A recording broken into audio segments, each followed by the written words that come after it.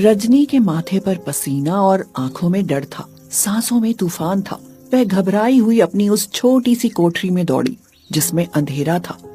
बिजली वाले बिल न देने के कारण बिजली काट चुके थे। लैंप चलाने के लिए तेल नहीं था और मोमबत्ती खरीदने के लिए पैसे। ऐसे में उसे जब कुछ समझ नहीं आया तो उसने खाने वाले तेल से मंदिर का दीपक जलाया और उससे सारे कमरे में उजाला हो गया। रजनी ने जल्दी से अपनी संदूक खोली। संदूक में से एक पोटली निकाली और उसे खोलकर बोली, हे राम जी, इसमें तो केवल 2000 रुपए ही हैं। इतने में क्या होगा? तभी उसके पति रमन ने आवाज दी, अरे अंदर क्या कर रही हो रजनी, जल्दी बाहर आओ। रजनी जल्दी से संदूक बंद करके बाहर आई और बोली, कहो क्या हुआ? जरा इधर उधर होती नहीं कि शोर मचा देते हो। अरे होगा क्या, मैं बस यही कह रहा था कि बच्चों के स्कूल से आते ही उन्हें नहला धुलाकर नए कपड़े पहना देना। अम्मा को भी नई साड़ी निकाल कर दे दो और ये बताओ कि कुछ पैसे मिले या नहीं तो वो आते ही शुरू हो जाएंगे। घर में बिजली के बिना तो वो जरा भी नहीं रह पाएंगी। केवल 2000 रुपए मिले हैं, इतने में क्या होगा? पहले बिजली का बिल जमा कराओ, उनके चाय नाश्ते का इंतजाम बाद में देखेंगे। 2000 रुपए लेकर रमन बिजली का बिल जमा कराने चला गया। तब तक बच्चे स्कूल से आ गए। रजनी जल्दी जल्दी घर की साफ सफाई करते हुए बोली, महक तू एक काम कर, सौरभ और मिष्टी को जल्दी से नहला दे और उन्हें नए कपड़े पहना दे। वो आने वाली होंगी। वो आने वाली होंगी? कौन आने वाली है माँ? और तुम इतनी घबराई हुई क्यों हो? तेरी बुआ आने वाली हैं। क्या मोटी बुआ आ रही है? धत, ऐसे नहीं बोलते पगली। वो घर में ये सबसे बड़ी हैं और अगर तेरी दादी ने सुन लिया तो तेरी शामत आ जाएगी। इतनी बात सुनकर बच्चों ने शोर मचा दिया। आज तो हमारी मोटी बुआ आएंगी, हमारे लिए मिठाई लाएंगी। तभी रजनी की सास फूलवती वहां आ गई और बोली, मोटी किसको कहा रे? मेरी बेटी तुम नालायकों को मोटी नजर आती है। जरूर तुम्हारी माँ ने सिखाया होगा।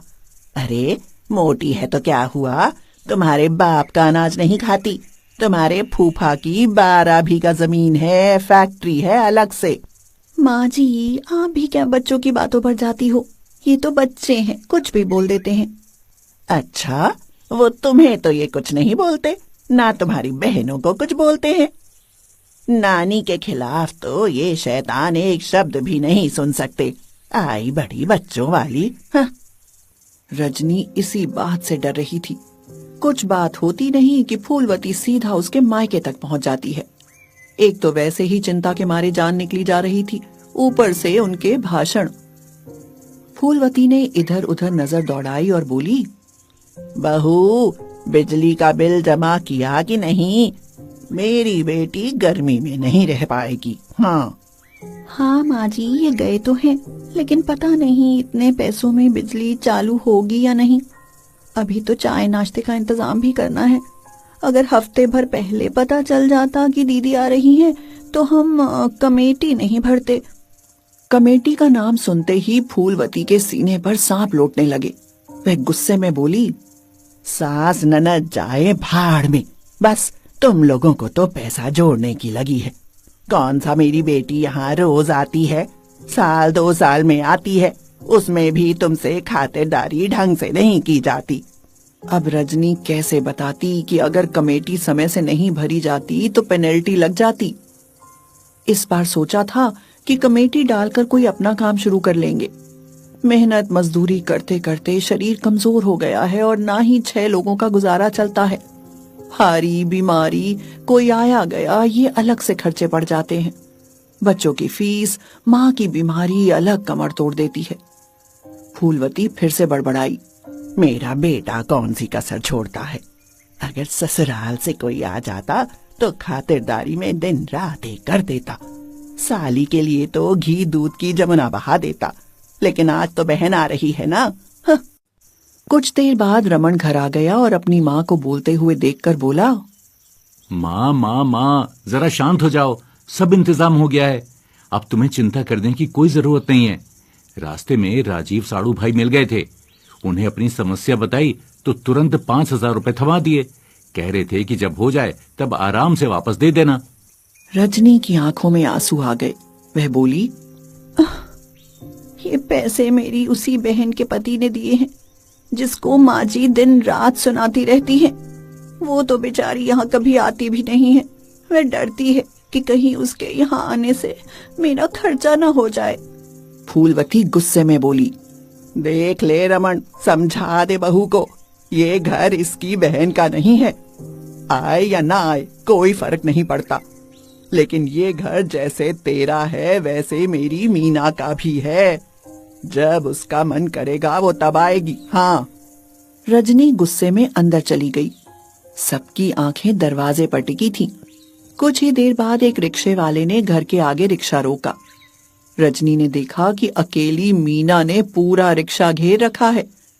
मीना मोटी तो थी ही, लेकिन 1 साल में तो वो और मोटी हो गई। पड़ोसन ने छत से उनके बरामदे में झांकते हुए पूछा, अरे रजनी, आज सब लोग बड़े तैयार से हो, कहीं जा रहे हो क्या? अरे नहीं दीदी, आज मेरी मोटी ननद आ रही हैं, वो देखो आ गई। मीना दाएं बाएं हिलती हुई अंदर चली आ रही थी। बच्चों ने जल्दी से उनका सामान पकड़ा। रमन ने जल्दी से कुर्सी बिछा दी। शुक्र है कि बिजली वालों ने बिजली भी दे दी थी। नमस्ते दीदी, आओ आओ, यहाँ कुर्सी पर बैठो। आपकी तो सांस फूल रही है। हाँ भाभी, मोटे लोगों का चलने में सांस फूल ही जाता है। रिक्शे वाले ने तो गड्ढों में इस तरह रिक्शा चलाया कि जी को बात आ गई। पैर दर्द करने लगे। हाय, दुनिया बदल गई, लेकिन ये गलियां आज भी वैसी ही हैं जैसे पहले थी। घर तक गाड़ी आने की तो सुविधा ही नहीं है। दीदी, खड़े खड़े ही बात करती रहोगी? अरे अब आराम से बैठ जाओ। मीना जैसे ही कुर्सी पर बैठी, कुर्सी टूट गई और वह धड़ाम से गिरी। हे राम जी, ये क्या हो गया? कुर्सी टूट गई। दीदी, आपको लगी तो नहीं? मालूम था ऐसा ही होगा। ये पुरानी कुर्सी क्या मेरे लिए ही बिछानी थी? आखिर ये कब तक चलती रहेगी? अब तो नहीं खरीद लो। अब सब लोग मेरा मुंह क्या देख रहे हो? उठाओ मुझे। रमन, रजनी, महक ने मिलकर बड़ी मुश्किल से मीना को उठाया। दीदी, अब आप अंदर चलो और आराम से पलंग पर बैठो। हाँ, शायद यही ठीक रहेगा। तभी बाहर से फूलवती आई और बोली, बहू, अपनी ननद को कुछ नाश्ता पानी दिया या नहीं? लाती हूँ माँ, बस अभी ये गर्म गर्म समोसे लेने गए हैं। अच्छा ये बता मीना, दामाद बाबू क्यों नहीं आए? माँ, उन्हें कहाँ समय मिलता है, इसीलिए मुझे ही भेज दिया। चलो ये तो अच्छा किया जो तू आ गई, लेकिन मुझे तो लगता है कि तू कुछ ज्यादा मोटी हो गई है। क्या माँ, आप भी मेरे मोटे होने का फायदा जानती हो? मोहल्ले पड़ोस वाले मुझसे सब डर कर रहते हैं। मजाल है कि कोई आंख उठाकर भी देखे। तभी रमन समोसे लेकर आ गया। वह धीरे से रजनी से बोला, 12 समोसे लाया हूँ, बहुत तो होंगे ना? बहुत हैं, दीदी के साथ साथ बच्चे भी खा लेंगे। अच्छा, नाश्ता सबके लिए लगा लो, आज हम सब एक साथ नाश्ता करेंगे। रजनी ने पलंग पर नाश्ता लगाया। नमकीन, बिस्किट, मिठाई, समोसे। ननद बहुत समय बाद जो मायके आई थी, उसने बच्चों को भी वहीं बुला लिया। बच्चे जैसे ही समोसे उठाने को चले, फूलवती बोली, अरे बच्चों, ये अच्छे घरों के संस्कार नहीं होते। अभी पहले अपनी बुआ को नाश्ता करने दो।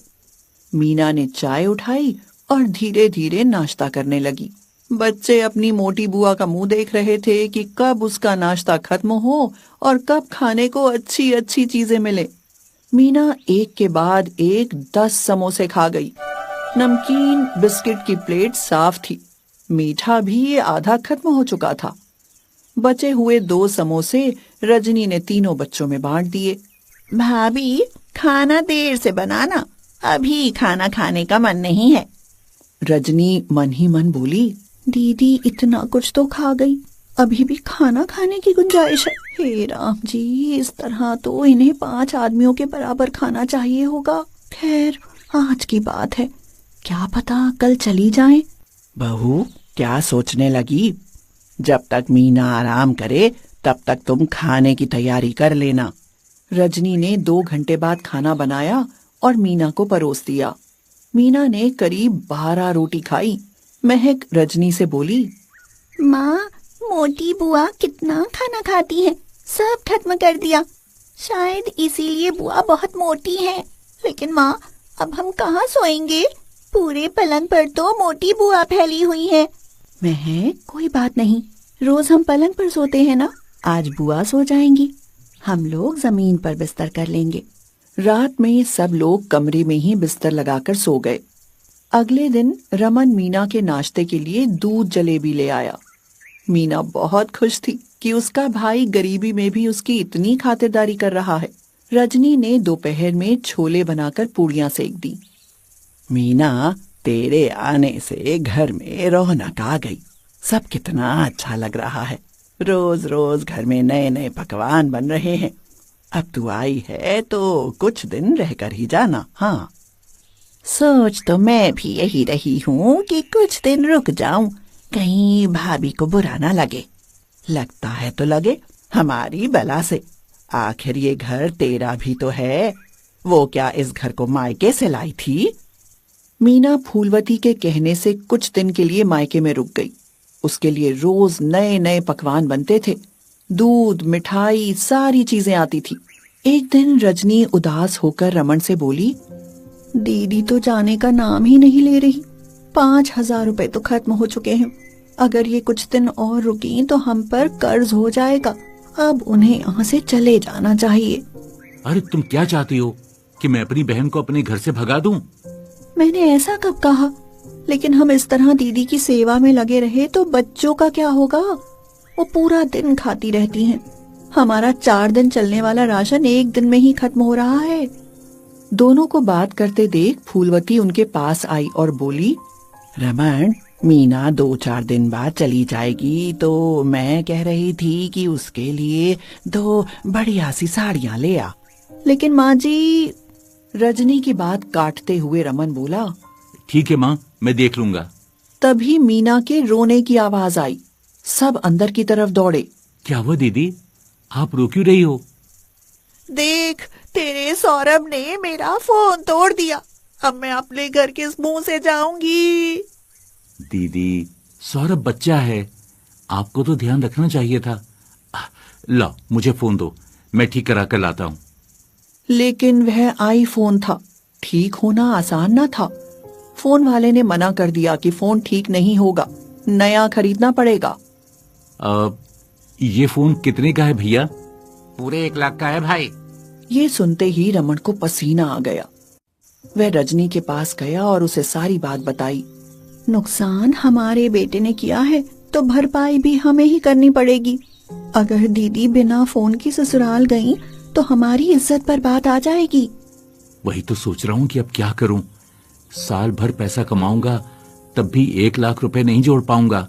1 लाख के नुकसान का जीजा जी को पता चला तो वो ना जाने दीदी के साथ क्या करेंगे। अच्छा, एक काम करो, मेरे सारे गहने ले जाओ और दीदी के लिए नया फोन ले आओ। अब तो राजीव से भी नहीं ले सकते। दीदी की खातिरदारी के लिए पहले ही 5,000 ले चुके हैं। कोई बात नहीं, जब हमारा नया काम शुरू होगा तो गहने फिर से बनवा लेंगे। लेकिन अभी दीदी का फोन जरूरी है, बेचारी कब से रो रही हैं। रजनी ने अपने सारे गहने निकाल कर रमन को दे दिए। ये सब मीना चुपके से बाहर खड़ी सुन रही थी। रमन ने सारे गहने सुनार को 1,20,000 रुपए में बेच दिए। उसने पैसे देकर फोन खरीदा और मीना के लिए 2 सुंदर बनारसी साड़ियां भी खरीदी। घर आकर देखा तो मीना जाने के लिए तैयार खड़ी थी। जीजा जी भी खड़े थे। रमन मीना को गुस्से में देखकर बोला, अरे दीदी, इतनी जल्दी क्या है, कुछ दिन और रुक जाती। हाँ, और रुक जाती, ताकि अभी मेरे रुकने से भाभी ने गहने बेचने के लिए दे दिए। कुछ दिन और रुक गई तो ये घर बेच दोगे। दीदी, ये सब आपसे किसने कहा? किसने कहा? मैंने खुद सुना, अपने इन्हीं मोटे मोटे कानों से। तुमसे किसने फोन मांगा रे? टूट गया तो टूट गया। आप रोई थी इसलिए। वो तुम्हारे जीजाजी ने मेरे जन्मदिन पर दिया था ना, इसीलिए रोना आ गया। आए बड़े गहने बेचने वाले। भाभी, तुमसे तो मैं बहुत नाराज हूँ। घर में पैसों की इतनी तंगी थी और तुम कर्ज लेकर मेरी खातिरदारी में लगी रही। मुझे बताना तक जरूरी नहीं समझा। मुझे कुछ नहीं चाहिए, तुम लोगों का बस प्यार चाहिए, जिससे मेरा मायका आना जाना बना रहे। ये पकड़ो अपने गहने। मैंने तुम्हारे जीजाजी को एसटीडी से फोन करके सारी बात बता दी और वो जाकर सुनार से गहने भी ले आए। भाभी, इन्होंने राजीव के पैसे भी चुका दिए। लाओ ये फोन, इसके बिना मैं नहीं रह सकती। अब मैं चलती हूँ। अपनी ननद का इतना बड़ा दिल देखकर रजनी की आंखें भर आईं। वह बोली, दीदी, हमें माफ कर दो। आप ऐसे नाराज होकर जाओगी तो हमें अच्छा नहीं लगेगा। मैं नाराज नहीं हूँ भाभी, लेकिन इस बात का दुख जरूर है कि तुम लोगों ने मुझे अपना नहीं समझा। नहीं तो मुझसे इतना कुछ नहीं छिपाते। खैर, कोई बात नहीं, अब सब ठीक है। कल यहाँ कुछ मशीनें आ रही हैं जिनसे प्लास्टिक के खिलौने बनेंगे। रमन, अब तुझे मेहनत मजदूरी करने की जरूरत नहीं है। रमन का दिल भर आया। वह कुछ न कह सका। इस समय ऐसा लग रहा था जैसे आंसुओं का सैलाब आ जाएगा। मौके की नजाकत देखकर मीना बोली, अच्छा, एक सच और बताती हूँ। कैसा सच दीदी? फोन सौरभ ने नहीं तोड़ा, उस पर तो मैं बैठ गई थी। ये सुनते ही सबकी हंसी छूट गई। बस मेरे मायके में यूं ही सब हंसी खुशी रहे, मुझे कुछ और नहीं चाहिए। दीदी, आप बहुत अच्छी हो, अगली बार जल्दी आना। यानी अभी तुम्हारा अपनी मोटी ननद से मन नहीं भरा? नहीं दीदी, आपसे तो कभी मन भरेगा भी नहीं। इतनी अच्छी मोटी ननद किसकी होती है? ननद और भाभी का प्यार देखकर फूलवती की आंखें भी छलक आईं। बाबूलाल ने पत्नी के मरने के बाद अकेले ही देवेश को पाला पोसा, फिर पढ़ा लिखाकर काबिल बनाया और एक सुंदर पढ़ी लिखी लड़की साक्षी से शादी कर दी। और फिर बाबूलाल की जिंदगी ने एक अलग मोड़ लिया। कुछ महीने बाद, अरे देवेश, बहू को क्या हुआ? इतनी उल्टियां क्यों हो रही हैं? बाबूजी, खुशखबरी है, आप दादाजी बनने वाले हैं। बाबूलाल बहुत खुश हुए। कुछ देर बाद साक्षी ने बाबूलाल से कहा, बाबूजी, मेरा समोसे खाने का मन हो रहा है। बहू, थोड़ी देर रुको, मैं अभी तुम्हारे लिए बिना आलू के समोसे बना देता हूँ। साक्षी ये सुनकर चौंक गई कि बिना आलू के समोसे कैसे बन सकते हैं। बाबूलाल रसोई में गए, पनीर, पत्ता गोभी और मटर भरकर समोसे बनाए। साक्षी ऐसे अद्भुत समोसे खाकर बोली, बाबूजी, आप तो सचमुच बहुत अच्छे समोसे बनाते हैं। अच्छा बहू, अब जब भी तुम्हारा समोसे खाने का मन करे तब बता देना, मैं बना दूंगा। समय गुजरता गया और एक दिन साक्षी ने 2 जुड़वा बच्चों को जन्म दिया। बाबूलाल की खुशी का कोई ठिकाना नहीं था। घर बच्चों की किलकारियों में गूंज उठा। बाबूजी, घर में बच्चे क्या आए, आपने तो कुछ काम करना ही छोड़ दिया। आप जानते हैं मैं 2-2 बच्चों को कैसे संभालती हूँ। सास नहीं तो क्या हुआ, आप तो थोड़ी बहुत मदद कर ही सकते हैं ना मेरी। अरे बहू, कैसी बात कर रही हो? सारा काम तो मैं कर ही लेता हूँ। फ्रिज में 2 दिन से सब्जी नहीं है, आपको वो नहीं दिखाई दे रही? बस टीवी देखने में व्यस्त रहते हो। सब्जी नहीं है तो बताया क्यों नहीं? मैं अभी ला देता हूँ। कब बाबूलाल को साक्षी ने नौकर बना दिया, उन्हें पता ही नहीं चला। बाबूलाल को तो अपनी पत्नी के गुजरने के बाद से ही घर के काम करने की आदत थी, लेकिन उन्हें अब भी घर के सारे काम करने पड़ते। एक दिन साक्षी बहुत देर से मायके में फोन पर बात कर रही थी।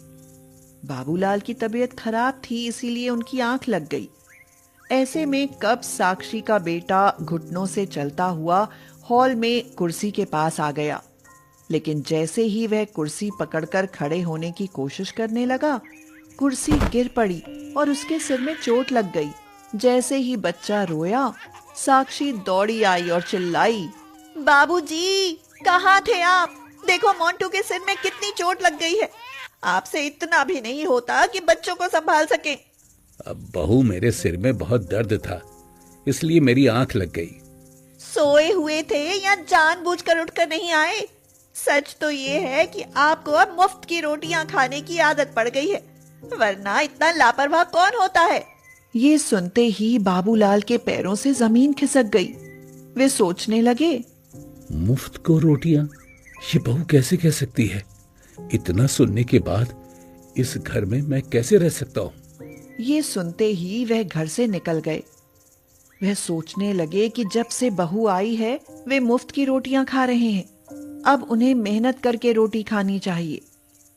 ये सोचकर वह शहर में अपने एक पुराने मित्र सोहन की दुकान पर गए, जिसकी हलवाई की दुकान थी। सोहन अपने पुराने मित्र को देखते ही बोला, अरे बाबूलाल, तुम? इतने सालों बाद तुम्हें देखकर कितना सुकून मिला है, क्या बताऊं। और बता, कैसा है? तू तो गांव छोड़कर यहाँ शहर में बस गया, तुझे तो कभी मेरी याद आई ही नहीं। खैर छोड़, मुझे मदद की जरूरत है, मैं कुछ काम करना चाहता हूँ। अरे ऐसी क्या नौबत आन पड़ी? बाबूलाल ने उसे सारी बात बताई तो सोहन ने कहा, अरे मेरे होते हुए तुझे चिंता करने की जरूरत नहीं है। तो आज से ही मेरे यहाँ बिना आलू के समोसे बनाने शुरू कर दे। सामान मेरा और आमदनी आधी आधी। ऐसे समझो जैसे डूबते को तिनके का सहारा मिल गया हो। बाबूलाल ने बिना आलू के समोसे बनाने शुरू कर दिए। पहली बार बिना आलू के समोसे का नाम सुनकर पब्लिक तो समोसों पर टूट पड़ी। पहले दिन ही बम्पर बिक्री हुई। आज बाबूलाल गर्व से कह सकते हैं कि वे किसी के टुकड़ों पर पलने वाले कुत्ते नहीं हैं, मेहनत करके खा सकते हैं। बिना आलू के समोसे ने शहर में धूम मचा दी। 6 महीने में बाबूलाल ने अच्छा खासा पैसा कमा लिया, अपनी खुद की दुकान खोल ली। सोहन को दुख तो हुआ, मगर दोस्त के लिए सब कुर्बान था। उधर देवेश ने ऑफिस से आकर अपने बाबूजी के बारे में पूछा था। साक्षी ने बताया कि बाबूजी अपना बैग पैक करके हरिद्वार चले गए हैं। 10 दिन तक भी कोई समाचार ना मिलने पर देवेश को बाबूजी की चिंता हुई। उसने उन्हें बहुत तलाश किया, मगर कहीं पता नहीं चला। फिर देवेश ने थाने में रिपोर्ट दर्ज कराई। पुलिस को भी कोई सुराग नहीं मिला और थक हार कर देवेश ने उन्हें तलाश करना ही छोड़ दिया। मगर उसकी आंखें हमेशा दरवाजे पर लगी रहती थीं। न जाने मेरे बाबूजी कहाँ चले गए, उनके बिना कुछ अच्छा नहीं लगता। उन्हें आना होता तो कब के आ जाते, फिर आप क्यों उनकी चिंता में घुले जा रहे हैं? क्योंकि वो मेरे बाबूजी ही नहीं, मेरी माँ भी थे। आज उनकी मेहनत से ही मैं इस मकाम पर पहुंचा हूँ। ये कहते हुए उसकी आंखों में आंसू आ गए। कुछ समय बाद देवेश का ऑफिस के काम से शहर जाना हुआ। वहां जाकर उसने बिना आलू के समोसे के बारे में सुना। ये सुनकर उसे अपने पिताजी की बहुत याद आई, क्योंकि उसके पिताजी भी ऐसे समोसे बनाते थे। उसने सोचा कि भूख का समय है, क्यों ना वह समोसा ही खा ले। वह बाबूलाल की दुकान पर गया और भीड़ में पीछे खड़ा हुआ अपना नंबर आने का इंतजार करने लगा। जब उसका नंबर आया तो वह अपने बाबूजी को देखकर चौंक गया और हैरानी से पूछा, बाबूजी, आप यहाँ? देवेश बेटा, तुम यहाँ कैसे? देवेश रोते हुए उनके गले लग गया और बोला, बाबूजी, मैंने आपको कहाँ नहीं ढूंढा, थाने में भी रिपोर्ट कराई, लेकिन आप यहाँ इस समोसे की दुकान में। बाबूलाल ने अपने आंसू पोंछते हुए कहा, बहू ने कहा था कि बाबूजी तुम्हें मुफ्त की रोटियां खाने की आदत पड़ गई है। भला इतनी बड़ी बात कैसे सहन करता, बस इसलिए घर छोड़कर चला आया। क्या? उसने तो मुझसे कहा कि आप हरिद्वार के लिए निकले हैं। अब उसकी खैर नहीं। देवेश घर पहुंचकर साक्षी से बोला, साक्षी, ये लो तलाक के कागज और साइन कर दो, उसके बाद तुम आजाद हो। और ये घर मैंने बाबूजी के नाम कर दिया है, मैं उन्हें लेने जा रहा हूं। अब मैं और बाबूजी साथ रहेंगे। लेकिन बाबूजी तो... हरिद्वार नहीं गए, वो मुझे मिल गए हैं। अब उन्होंने मुफ्त की रोटी खानी छोड़ दी है और बिना आलू के समोसे बेचकर शहर में खूब नाम कमा रहे हैं। ये सुनकर साक्षी का खून पानी हो गया और वह डर के मारे कांपने लगी। डरो मत, जल्दी साइन करो, मुझे बाबूजी को लेने जाना है। साक्षी हाथ जोड़कर माफी मांगती हुई बोली, देवेश, मुझे माफ कर दो। मैंने ये नहीं सोचा था कि मेरी गलती की मुझे इतनी बड़ी सजा मिलेगी। साइन करो साक्षी। मुझे बाबूजी के पास ले चलो देवेश, मैं उनके पैरों में गिरकर माफी मांग लूंगी। देवेश ने उसे मारने के लिए हाथ उठाया ही था कि बाबूलाल ने आकर उसका हाथ पकड़ लिया और बोले, बेटा, हमारे घर में औरतों पर हाथ नहीं उठाते, उनकी इज्जत करते। मुझे डर था कि कहीं तुम कुछ गलत कदम ना उठा लो, इसलिए पीछे पीछे चला आया। बाबूजी, मुझसे बहुत बड़ी गलती हो गई। आपके जाने के बाद मैंने आपकी अहमियत को समझा। अब मैं आपको कभी कुछ काम नहीं करने दूंगी, अब कहीं नहीं जाने दूंगी। मुझे माफ कर दो बाबूजी। बाबूलाल ने उसे माफ कर दिया और देवेश को भी उसे माफ करने के लिए कहा। सुलह हो गई और बाबूलाल वापस जाने लगे। बाबूजी, कहाँ जा रहे हो? बेटा, मेरे बिना आलू के समोसे पूरे शहर में बिकने लगे हैं। ग्राहक इंतजार करते होंगे, मुझे जाना होगा, लेकिन बीच बीच में आता रहूंगा। बच्चों को लेकर तुम भी आते रहना। ये कहकर बाबूलाल शहर चले गए और फिर से बिना आलू के समोसे बनाने में व्यस्त हो गए। देवेश और साक्षी भी ज्यादा दिन अकेले नहीं रह पाए और वो भी सब कुछ छोड़कर बाबूलाल के पास ही चले गए। बाबूलाल के जीवन में फिर से एक बार खुशियां लौट आईं।